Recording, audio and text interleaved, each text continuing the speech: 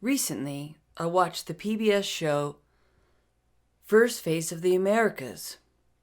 The story is about how they found human remains in a flooded cave in the Yucatan Peninsula, in the country of Mexico.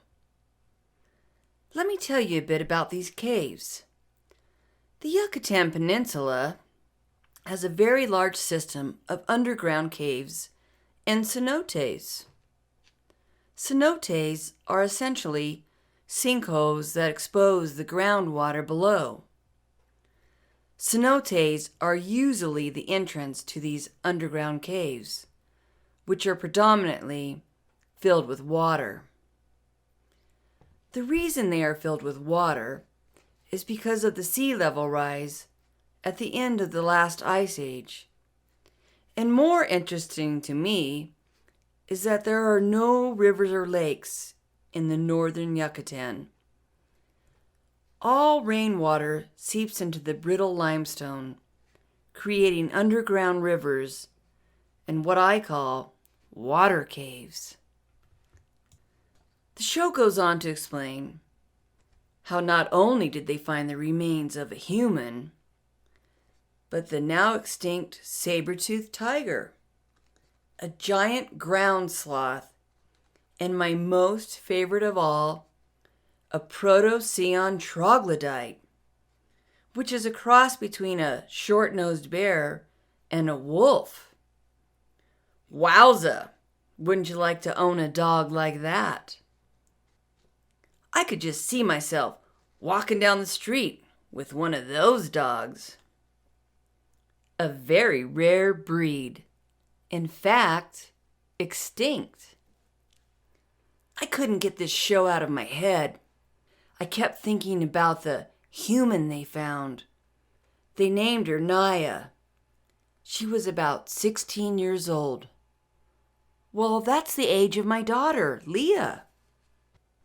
They go on to explain that she and the animals they found in what they call the Hoyo Negro, meaning black hole, probably met death when they fell into this deep pit in the cave.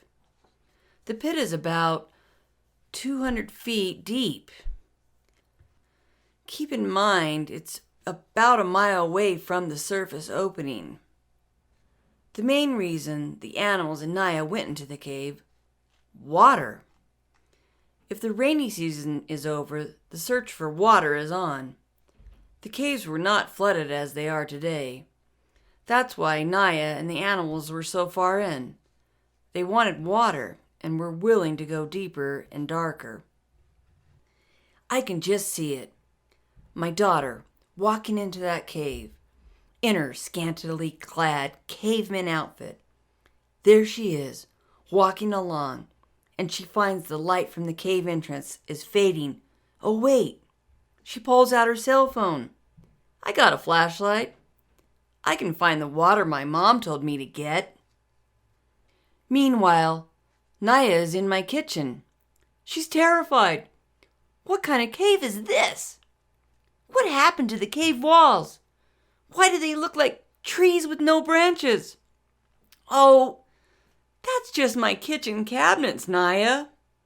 Do you want a drink of water? As I turn on my kitchen faucet. Naia's in complete shock and awe. She's almost terrified out of her mind.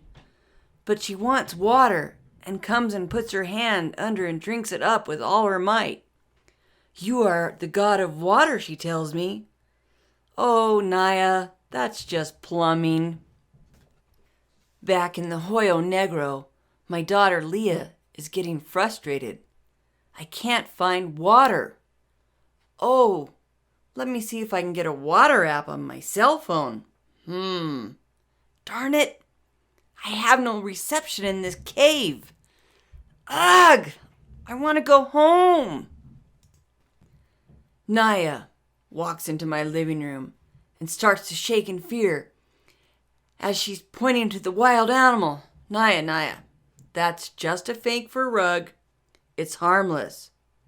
I want to go home, she cries. Boom. Just like that, the fantasy is over, and my daughter and Naia are back into the worlds they were born into. The truth is, I really can't imagine a 16-year-old girl searching for water over 12,000 years ago in a very dark cave. It seems like it would be harder than hell to do. The scientists speculate that Naia had some kind of fire torch and that it probably blew out when she was far from the cave entrance.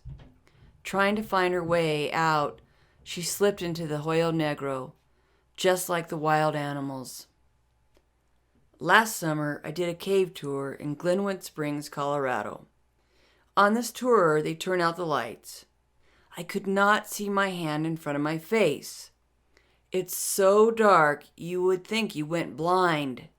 It's terrifying.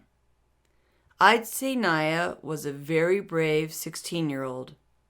I'm honored we were able to meet Naia in a way, 12,000 years later. Thank you, Toastmaster.